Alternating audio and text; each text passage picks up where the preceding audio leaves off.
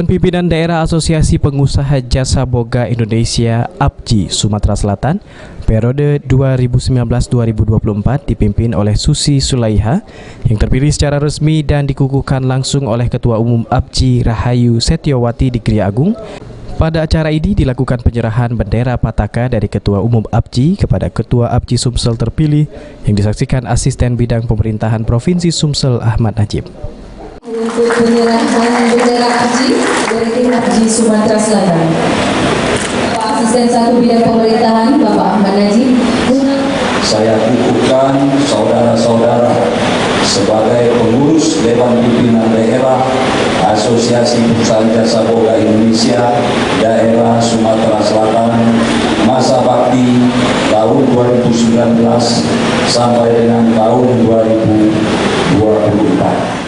Pada pelantikan dan pengukuhan Dewan Pimpinan Daerah Perkumpulan Jasa Boga Indonesia Sumatera Selatan dan Dewan Pimpinan Cabang Palembang dihadiri seluruh anggota berasal dari Ogan Ilir, Oki, Muara Enim, Batu Raja, Oku Timur, Lahat, dan Lubuk Linggau.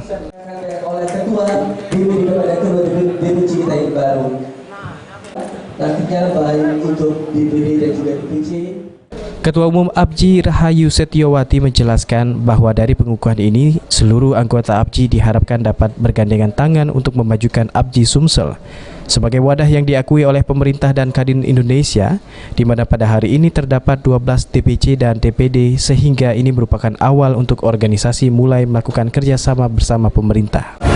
Ini kan ada pelantikan DPD APJI Sumsel. Ini harapan untuk DPD sendiri tidak. Saya sangat berharap.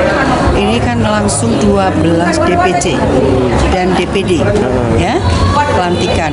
Ini gaung kita sudah belum apa-apa, pemerintah sudah kita bekerja sama dengan pemerintah untuk duduk bareng apa yang harus kita lakukan. Dan saya segera mungkin untuk audiensi karena pekerjaan kami di depan sudah akan berjalan.